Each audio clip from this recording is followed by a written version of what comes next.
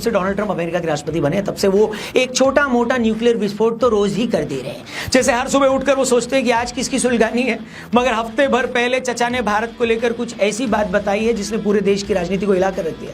Trump ने खुलासा किया है कि बाइडेन सरकार ने भारत में वोटिंग इंप्रूव करने के लिए $21 मिलियन यानी 182 करोड़ रुपए खर्च किए।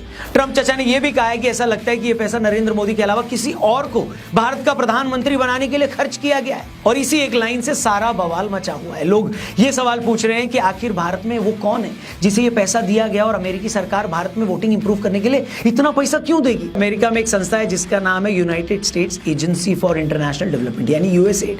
अमेरिका की एजेंसी दुनिया के कई देशों की एनजीओ, लोकल कम्युनिटी ग्रुप और प्राइवेट सेक्टर के साथ मिलकर वहां अलग अलग डेवलपमेंट कामों के लिए पैसा देती है। इस एजेंसी का टोटल बजट 4000 करोड़ रुपए था। ट्रंप का कहना है कि इसी 4000 करोड़ रुपए में से 182 करोड़ रुपए भारत में वोटर टर्नआउट बढ़ाने के लिए दिए गए। भारत में यह पैसा CEPPS नाम की संस्था को दिया गया, जिसने एशिया में काम करने वाले Asian network for free election नाम के एनजीओ को यह पैसा दिया। वहां से यह पैसा भारत में IFES को दिया गया। एक मिनट, बड़े बड़े नाम सुनकर आपको घबराना नहीं है, आगे सुनिए। इसके बाद यह पैसा वोटर्स को जागरूक करने के लिए कुछ एनजीओ, सिविल सोसाइटी ग्रुप्स और राजनीतिक पार्टियों को दिया गया। इन लोगों ने इस पैसे का इस्तेमाल रैलियां करने, डोर टू डोर कैंपेन चलाने और वर्कशॉप चलाने में किया। लेकिन सबसे इंपॉर्टेंट बात यह है कि इस पैसे का इस्तेमाल कुछ खास इलाकों में वोटिंग को बढ़ाने के लिए भी किया गया। और उससे भी बड़ी बात यह है कि इस पैसे का यूज मोदी सरकार के खिलाफ नैरेटिव बनाने के लिए किया गया और यही सबसे बड़े कलेश की वजह है। इसके बाद ट्रंप चचा ने कहा कि ऐसा लग रहा है कि बाइडेन ताऊ मोदी के अलावा किसी और को इंडिया में प्रधानमंत्री बनाना चाहते थे।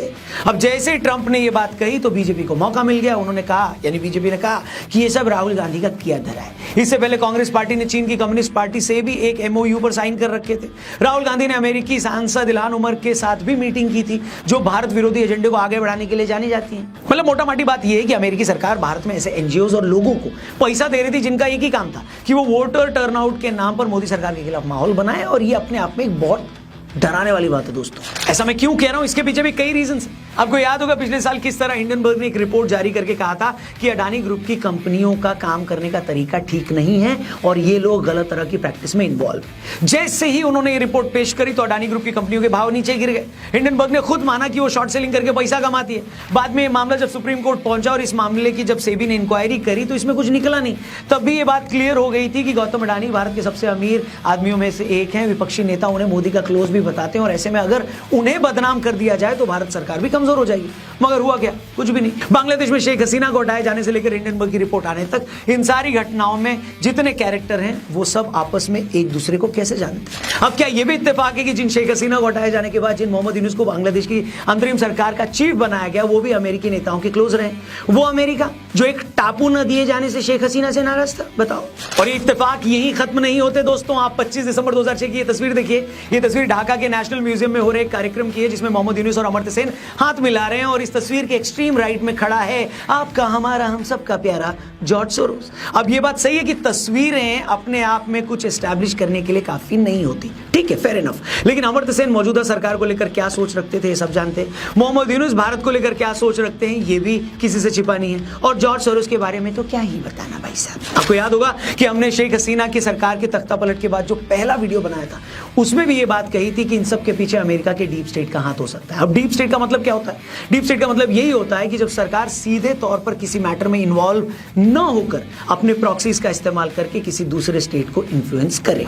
और ट्रंप ने यूएसएड के बारे में जो ताजा खुलासा किया है उसने तो एक बार में ही सारे डॉट्स को कनेक्ट कर दिया है। एक तरह से अब तक जिन बातों को हम कॉन्स्पिरेसी थियरी या इत्तेफाक मान रहे थे, ट्रंप ने इंडियन इलेक्शन के लिए जिस 182 करोड़ की फंडिंग की बात की है उसने दूध का दूध और पनीर का पनीर कर दिया है। इसलिए शेख हसीना के तख्ता पलट के बाद जब सलमान खुर्शीद जैसे नेता ये बोलते हैं कि भारत में भी ऐसा तख्ता पलट हो सकता है तो आप उसे हल्के में नहीं ले सकते। जब मणिशंकर अय्यर जैसा कोई नेता पाकिस्तान में कहता है कि मोदी को हटाने में हमारी मदद करें तो उसे भी आप मजाक में नहीं ले सकते। जब 26/11 जैसे हमले के बाद दिग्विजय सिंह जैसे नेता इसे पाकिस्तान की बजाय संघ की साजिश बताते हैं तो ये भी यूं ही कोई मुंह से निकली बात नहीं होती है। और जब सैम पिट्रोडा जैसे सीनियर कांग्रेसी नेता सर्जिकल स्ट्राइक के बाद अपनी सरकार से सबूत मांगते हैं तो ये भी कोई इत्तेफाक नहीं होता।